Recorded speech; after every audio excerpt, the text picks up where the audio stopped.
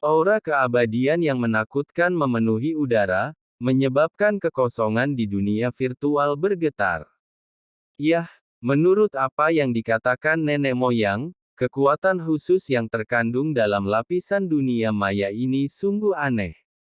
Setelah bertahun-tahun, kekuatan yang tersisa di sini belum hilang setelah bertahun-tahun. Luar biasa. Pada kekuatan kehampaan di sekelilingnya, dia mengangguk secara diam-diam. Dengan garis keturunan abadinya, samar-samar dia bisa merasakan bahwa ada kekuatan khusus yang tersembunyi di lapisan dunia virtual, menekan kekuatan abadi di tubuhnya, seolah-olah garis keturunannya menekannya. Kalau begitu Qin Chen dan yang lainnya harus berada jauh di dunia virtual. Ayo pergi. Camilla mengangkat kepalanya dan melihat ke tempat di mana Qin Chen dan yang lainnya menghilang sebelumnya. Ada kekosongan di suatu tempat jauh di dalam lapisan kekosongan. Tiga hantu dengan cepat berbenturan, boom, boom, boom. Ketiga sosok ini terus bertabrakan, meletus dengan aura menakutkan yang tak ada habisnya. Hahaha, kakak Molly layak menjadi sahabat kakak Qin. Dia setengah langkah menuju puncak kaisar ilahi dan memiliki kekuatan seperti itu. Sungguh menakjubkan. Sungguh menakjubkan. Ketiga sosok itu terpisah binatang buas dan penguasa kerajaan Yong tertawa dan memandang Molly, mengungkapkan warna keajaiban. Dikatakan bahwa itu adalah sebuah kompetisi, dan tidak satupun dari ketiga orang tersebut menggunakan metode terkuat mereka. Namun, dalam konfrontasi sebelumnya, pemimpin kerajaan Yong dan nenek moyang binatang Komodo sama-sama merasakan kekuatan-kekuatan sihir yang menakutkan, dan kekuatannya meledak dengan setiap pukulan dan tendangan. Dibandingkan dengan kaisar dewa yang kuat ini sebenarnya hanya kuat tetapi tidak lemah. Luar biasa. Dengan budidaya seperti itu, kekuatan fisik sebenarnya tidak lebih lemah dari kekasih laut kosmikku, klan Komodo. Dia sangat berbakat. Nenek moyang binatang Komodo memandang Molly dengan kilatan cahaya di matanya. Ketika orang seperti itu tumbuh dewasa, dia pasti akan menjadi makhluk teratas di lautan alam semesta di masa depan. Itu juga paha. Nenek moyang hewan Komodo merasa senang saat mengira telah berteman dengan dua orang sakti, Qin Chen dan Molly, hanya karena Saroye, salah satu murid suku tersebut. Pemimpin kerajaan Yong juga memandang Molly dengan takjub. Di pertarungan sebelumnya, dia jelas merasa bahwa Molly benar-benar menekannya. Benar saja, orang-orang sangat marah. Generasi kita semakin tua. Pemimpin kerajaan Yong menghela nafas. Haha, terima kasih atas bantuan kalian berdua tadi. Aku, Molly, akan mengingat bantuan ini kali ini. Molly tidak sombong, malah dia tersenyum dan menundukkan tangannya pada mereka berdua. Meskipun mereka pernah berdebat sebelumnya, Molly dapat dengan jelas merasakan bahwa nenek moyang binatang Komodo dan pemimpin kerajaan Yong diam-diam membantunya mencerna tubuh tiga kaisar dewa utama yang telah dia telan sebelumnya. Dalam pukulan terus-menerus dan transformasi kekuatan magis, Demon Lee pada saat ini telah sepenuhnya mencerna tubuh fisik tiga kaisar dewa agung, mengubahnya menjadi kekuatannya sendiri, dan mencapai titik kesatuan sempurna. Saat Demon King keluar lagi, aku, Molly, mungkin bisa bertarung dengannya lagi. Molly berpikir dalam hati. Saudara Molly, ketika Anda datang ke laut alam semesta selatan kami di masa depan, Raja negara kami pasti akan menyambut Anda di sofa, menghibur Anda dengan hangat, dan minum dengan bebas. Raja kerajaan Yong tertawa. Mudah diucapkan. Molly juga tersenyum, dengan wajah aneh dan rasa absurd di hatinya. Sebelum dia datang ke reruntuhan 10.000 dewa, pria dari kerajaan Yong ini masih melacak jejaknya di bawah perintah Raja Tianbei dari kerajaan Yong. Mereka bertiga saling memandang dan tertawa. Hah! Tiba-tiba, murid ketiga orang itu menyusut dan mereka semua melihat ke dunia luar. Dunia luar. Sosok yang menjulang tinggi tiba-tiba keluar dari kehampaan. Apakah ini di sini? Camilla dari klan Kekaisaran Mayat Hidup mengangkat kepalanya dan melihat ke arah langit yang tak berujung. Dia merasakan kekuatan takdir yang menakutkan.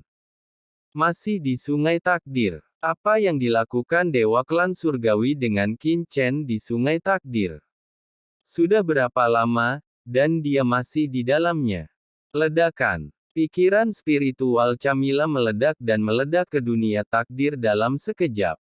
Di depan matanya, Sungai Takdir yang luas muncul di depannya, tetapi Qin Chen dan Dewa Klan Surgawi tidak terlihat di sungai itu, takdir. Masalahnya, kedua orang ini sebenarnya menyelinap ke kedalaman Sungai Takdir. Apa yang harus kita lakukan? Camilla sedikit mengernyit. Meskipun dia sangat kuat, dia ingin menemukan kedua orang itu jauh di dalam Sungai Takdir, sesuatu yang bisa dia lakukan. Bagaimanapun, Sungai Takdir adalah jalan lengkap dari lautan kosmik. Tanpa menembus sangkar dan memasuki alam itu, orang-orang dari jalan lain tidak dapat dengan paksa turun ke kedalamannya. Kami hanya bisa memaksa mereka keluar. Dengan pemikiran di dalam hatinya, Camilla segera berkata dengan dingin, Qin Chen, Dewa Klan Surgawi, saya telah datang, mengapa kalian berdua tidak muncul? Raungan gemuruh mengalir deras di sepanjang Sungai Takdir yang luas, dan segera menghilang di sungai besar itu. Aku seharusnya mendengarnya, pikir Camilla sambil berpikir. Meskipun suaranya tidak dapat dibawa jauh di sungai panjang takdir, dengan kendali Dewa Klan Surgawi di jalur takdir, dia seharusnya bisa mendengarnya, teriakan keras. Ini tidak cukup. Pikiran spiritual Camilla menarik diri dari sungai takdir, melihat ke samping kehampaan lain, dan seringai segera muncul di sudut mulutnya. Wow, dia tiba-tiba mengulurkan cakarnya. Bayangan cakar hitam berkabut langsung muncul di kehampaan di depannya. Bayangan cakar itu berubah menjadi tirai langit yang menakutkan dan menghantam kehampaan di depannya dalam sekejap. Dengan letupan, celah besar terkoyak di kehampaan di depannya, dan setelah merobek kehampaan, bayangan cakar hitam berkabut bergegas keluar dengan sekuat tenaga dan langsung menyambar ke dalamnya. Di tengah raungan yang mengejutkan, kekosongan di depan mereka meledak, dan tiga sosok jatuh dari kehampaan. Mereka menstabilkan tubuh mereka dan memandang Camilla di depan mereka dengan serius. Itu adalah nenek moyang binatang Komodo, pemimpin kerajaan Yong, dan Molly. Saat ini, ekspresi ketiga orang itu cukup serius, karena mereka semua merasakan aura menakutkan di tubuh Camilla. Klan Kekaisaran Mayat Hidup, Camilla. Melihat orang yang bergerak, nenek moyang binatang Komodo dan pemimpin kerajaan Yong terkejut, dan mata mereka menjadi sangat serius. Klan Kaisar Abadi terkenal, dan sebagai Kaisar Dewa Laut Kosmik yang kuat, mereka berdua tentu pernah mendengarnya. Nah, klan Komodo, dan pemimpin sebuah negara kecil di Laut Semesta. Camilla melirik ke arah Molly dan yang lainnya, mula-mula berhenti pada nenek moyang binatang Komodo, dan kemudian pada pemimpin kerajaan Yong meliriknya. Di mata Camilla, kerajaan Yong di Laut Semesta Selatan memang merupakan negara kecil di Laut Semesta. Di mata klan Kekaisaran Mayat Hidup, hanya kerajaan kuno Tianhuang yang dapat dianggap sebagai kekuatan tertinggi. Adapun Molly, matanya hanya melirik ke arahnya, dan Kaisar Dewa Puncak setengah langkah bahkan tidak bisa menatap matanya. Mengapa orang ini membuatku merasa seperti berada di jurang maut? Ketika Molly melihat Camilla, matanya melebar, seperti hiu yang mencium bau darah, dan matanya tidak bisa menahan untuk tidak bersinar. Tidak, itu bukan jurang maut, tapi sesuatu yang mirip dengan jurang maut. Seharusnya itu adalah kekuatan khusus yang meniru jurang maut.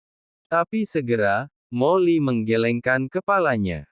Garis keturunan jurang mautnya melonjak sedikit, dan dia bisa dengan jelas merasakan apa yang lain yang dimiliki pihak bukanlah jurang maut. Kekuatannya adalah metode nafas yang disimulasikan dengan mempelajari jurang maut. Camilla, kami bertiga tidak pernah menyinggung klan kekaisaran abadimu, kan? Apa yang kamu lakukan? Kata nenek moyang Komodo dengan suara yang dalam.